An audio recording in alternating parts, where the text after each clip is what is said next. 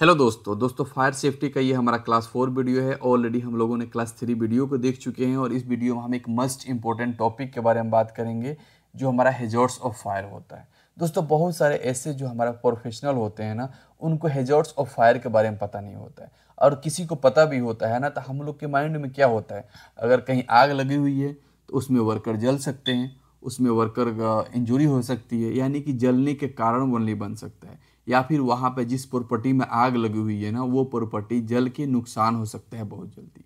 लेकिन हम ये नहीं सोच पाते हैं वहाँ पे डिफरेंट डिफरेंट टाइप्स के कुछ ऐसे भी हैजर्ड्स अवेलेबल होते हैं जिसके कारण बहुत मौतें भी होती है और हुई भी है। और इस वीडियो में हम एक रियल केस स्टडी से भी समझेंगे जो कौन सी हैजर्ड से कहाँ पर कितनी ज़्यादा में मौत हुई है। दोस्तों जिसमें से सबसे पहले हमारा क्या आता है ना, फ्लेम्स एंड हीट। यह हमारा एक पहला हैजर्ड है, यानी कि जहाँ कहीं पर अगर आग लगी हुई है उस आग में फ्लेम्स निकलता है, हीट टेम्परेचर उत्पन्न होता है, उससे वर्कर क्या क्या हो सकता है, सीवियर बर्न हो सकता है, इंजरी हो सकता है, उसका डेथ हो सकता है, या फिर जिस प्रॉपर्टी में आग लगता है ना वो प्रॉपर्टी बहुत जल्दी डिस्ट्रॉय हो सकता है, बहुत जल्दी वो प्रॉपर्टी जल सकता है।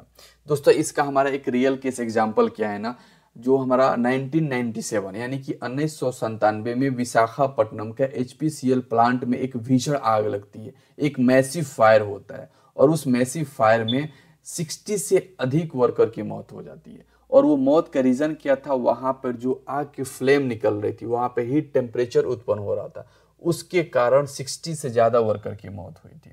उसके बाद से दोस्तों हमारा एक सेकेंड एग्जाम्पल क्या होता है ना, toxic combustible smoke and gases. ये हमारा सेकेंड हेजोड होता है, क्योंकि इस हेजोड को हम जल्दी आइडेंटिफाई नहीं कर पाते हैं। वहाँ पे जहाँ कहीं अगर आग लगती है तो वहाँ पे विषैले ज्वलनशील धुआं और गैसेस उत्पन्न होता है। वो गैसेस कौन सा हो सकता है, कार्बन मोनोऑक्साइड जो हमारा होता है ना, यह एक विषैला, यह एक ज्वलनशील गैस होता है, और ये उत्पन्न होता है कहीं पर अगर फायर होती है तो। और इसकी चपेट में अगर कोई भी वर्कर आता है, कोई भी स्टाफ, कोई भी ऐसे लोग आते हैं इसके चपेट में, वो पॉइजनिंग हो सकता है, सफोकेशन हो सकता है, वहां बंदे अनकॉन्शियस हो सकते हैं, बेहोश हो सकते हैं। दोस्तों इसका एक हमारा रियल केस स्टडी किया है ना, एक जो 2011 में एक कलकत्ता का AMRI हॉस्पिटल में आग लगती है, यानी कि एक मैसिव फायर होता है।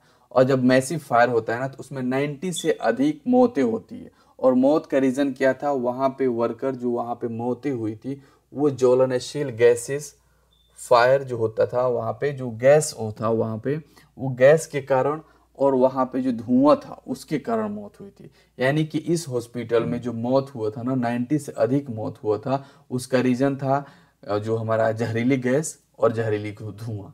जो धुआं और गैस के चलते ही मौत हुआ था, ओनली दो रीजन था इसका मौत का। यहाँ पे वर्कर को आग की वजह से मौत नहीं हुआ था, यहाँ पे वर्कर को फ्लेम की वजह से, हीट की वजह से मौत नहीं हुआ था, ओनली धुआं और गैस के कारण मौत हुआ था जो जहरीली निकल रहा था, उसके रीजन था ये। एंड हमारा थर्ड क्या है, थर्ड हमारा स्ट्रक्चर्स फेलियर ऑफ बिल्डिंग, यानी कि बिल्डिंग को क्लैप्स कर जाना, बिल्डिंग गिर जाना। और इसका रीजन क्या होता है गिरने का, जिस बिल्डिंग में अगर आग लगती है ना तो वो बिल्डिंग धीरे धीरे कमजोर हो जाता है, और कमजोर होने के चलते वो क्लैप्स कर जाता है, यानी कि डायरेक्टली गिर जाता है। इसका एक हमारा रियल केस एग्जांपल क्या है, एक 2001 में अमेरिका का एक वर्ल्ड ट्रेड सेंटर में एक विमान टक्कर करता है, और विमान जब टक्कर करता है ना तो उस बिल्डिंग में एक मैसिव फायर होता है, और फायर होता है तो वो बिल्डिंग कोलैप्स कर जाता है। और वो फायर और कोलैप्स करने का रीज़न क्या था, वो बिल्डिंग स्टील स्ट्रक्चर्स का बना हुआ था। दोस्तों आपने पढ़ा होगा और आपने देखा भी होगा, क्लास डी जो हमारा होता है ना, क्लासिफिकेशन ऑफ फायर का जो क्लास डी क्लास होता है, तो उसमें हमारा मेटल्स फायर होते हैं। मेटल्स में क्या हो सकता है, सिल्वर हो सकता है, गोल्ड हो सकता है, एल्युमिनियम हो सकता है, स्टील हो सकता है। इसमें आग लगने की चांसेस बहुत कम होती है, क्योंकि आपने देखा होगा बहुत ज़्यादा ओवर ब्रिज जो होते हैं, बहुत ज़्यादा बिल्डिंग होते हैं ना, उसमें स्ट्रक्चर्स का एल्युमिनियम और स्टील का यूज़ किया जाता है। और इसके लिए फायर होने के लिए बहुत ज़्यादा टेम्परेचर, यानी कि इसका इग्निशन पावर बहुत ज़्यादा होनी चाहिए, तब इसमें फायर होती है। जब इसमें विमान टक्कर किया तो ये बिल्डिंग पूरा स्टील स्ट्रक्चर्स का बना हुआ था, और जब विमान टक्कर किया तो इसमें बहुत ज़्यादा हीट उत्पन्न हुआ, और हीट उत्पन्न होने के कारण वो बिल्डिंग में फायर लगी और बिल्डिंग डायरेक्टली वो कोलैप्स कर गया। तो ये हमारा एक हेजॉर्ड हो सकता है, जहाँ कहीं फायर होती है वो बिल्डिंग में होता है ना, तो वो बिल्डिंग भी कोलैप्स करके गिर जाता है, जिसके कारण बहुत मौतें होती है, जिसके कारण उसमें जितने भी लोग होते हैं ना वो क्या हो सकते हैं, मौत हो सकती है उसकी। ऑक्सीजन का डिफ्लेशन, ऑक्सीजन की कमी होना, यानी कि दोस्तों हम लोगों ने ये पढ़ा हुआ है ना फायर ट्रायंगल। फायर ट्रायंगल में हम लोग क्या सीखे हैं, जो उसमें अगर हीट होता है, फ्यूल होता है और ऑक्सीजन होता है। ये तीनों के मिलने से क्या होता है ना, फायर होती है। जहाँ कहीं भी फायर होती है वहाँ पे ऑक्सीजन होता है ना, बहुत ज़्यादा खपत होता है और वहाँ पे ऑक्सीजन की कमी होने लगती है।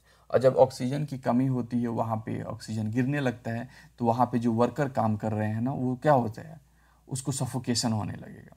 दोस्तों हमारा एक इसका रियल केस एग्जांपल क्या है, चेन्नई का एक बेकरी में 2018 में उसमें आग लगती है। वह एक बहुत बड़ा गोडाउन था, उसके अंदर वर्कर काम कर रहे थे बेकरी के अंदर, और उसमें जब फायर होती है ना, तो फायर होने का रीज़न ये था, वहाँ पे आग जलने लगा क्योंकि वहाँ पे बहुत ज़्यादा ऑयल्स वगैरह भी अवेलेबल थे। ये अचानक वहाँ पे फायर हुआ, और वहाँ पे जब फायर ज़्यादा बढ़ने लगा तो ऑक्सीजन की कमी होने लगा। और जब ऑक्सीजन की कमी होने लगा ना, तो उसमें जितने भी वर्कर उसमें फंसे हुए थे सबकी मौत हो गई।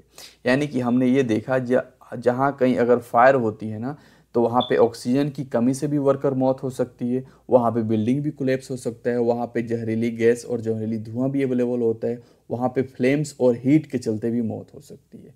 तो दोस्तों ये था हमारा फायर सेफ्टी का जो हमारा हेजर्ड्स था, जो हम लोगों ने कोशिश किया आपको अच्छे से समझाने के लिए, और एक हमारा रियल केस एग्जाम्पल भी है किस हेजर्ड्स के चलते कहाँ पर कितनी मौत हुई है। ओके दोस्तों, थैंक यू।